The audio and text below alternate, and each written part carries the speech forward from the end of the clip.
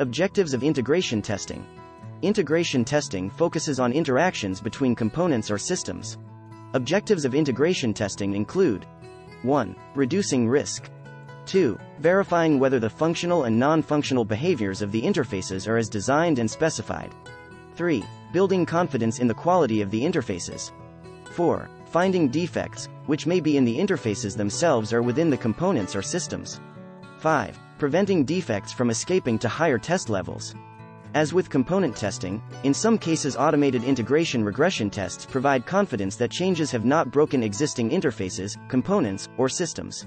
There are 2 different levels of integration testing described in this syllabus, which may be carried out on test objects of varying size as follows.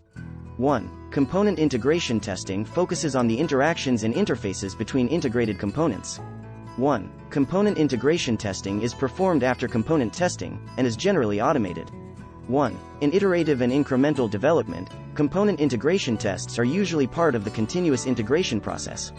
2. System integration testing focuses on the interactions and interfaces between systems, packages, and microservices.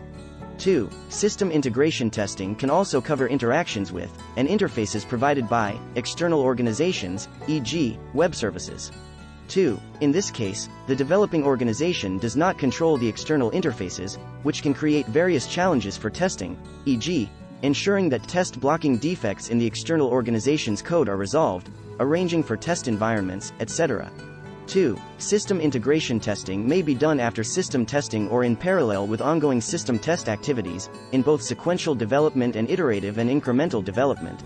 Test basis. Examples of work products that can be used as a test basis for integration testing include 1. Software and system design. 2. Sequence diagrams. 3. Interface and communication protocol specifications. 4. Use cases. 5. Architecture at component or system level. 6. Workflows.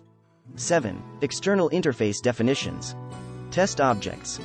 Typical test objects for integration testing include 1. Subsystems. 2. Databases. 3. Infrastructure. 4. Interfaces. 5. APIs. 6. Microservices. Typical defects and failures. Examples of typical defects and failures for component integration testing include 1. Incorrect data, missing data, or incorrect data encoding. 2. Incorrect sequencing or timing of interface calls. 3. Interface mismatch. 4. Failures in communication between components.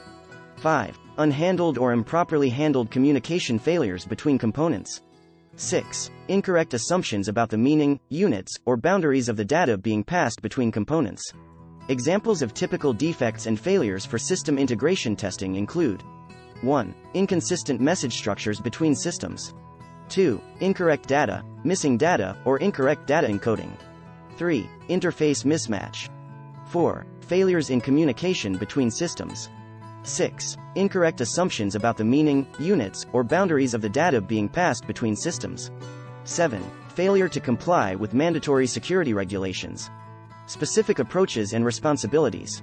Component integration tests and system integration tests should concentrate on the integration itself. For example, if integrating Module A with Module B, tests should focus on the communication between the modules, not the functionality of the individual modules, as that should have been covered during component testing. If integrating System X with System Y, tests should focus on the communication between the systems, not the functionality of the individual systems, as that should have been covered during system testing. Functional, non-functional, and structural test types are applicable. Component integration testing is often the responsibility of developers. System integration testing is generally the responsibility of testers. Ideally, testers performing system integration testing should understand the system architecture, and should have influenced integration planning. If integration tests and the integration strategy are planned before components or systems are built, those components or systems can be built in the order required for most efficient testing. Systematic integration strategies may be based on the system architecture, e.g., top-down and bottom-up, functional tasks, transaction processing sequences, or some other aspect of the system or components. In order to simplify defect isolation and detect defects early, integration should normally be incremental, i.e., a small number of additional components or systems at a time, rather than big bang, i.e., integrating all components or systems in one single step. A risk analysis of the most complex interfaces can help to focus the integration testing. The greater the scope of integration, the more difficult it becomes to isolate defects to a specific component or system, which may lead to increased risk and additional time for troubleshooting. This is one reason that continuous integration, where software is integrated on a component-by-component basis, i.e., functional integration, has become common practice. Such continuous integration often includes automated regression testing, ideally at multiple test levels. Takeaways. 1. The main objectives of integration testing include reducing risk, verifying functional and non-functional behaviors of interfaces, building confidence in the quality of the interfaces, finding defects, and preventing defects from escaping to higher test levels. 2. There are two levels of integration testing: component integration testing and system integration testing. 2. Component integration testing focuses on interactions between integrated components, while system integration testing focuses on interactions between systems, packages, and microservices.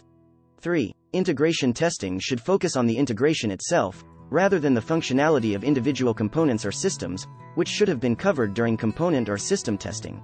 3. Component integration testing is often the responsibility of developers, while system integration testing is generally the responsibility of testers.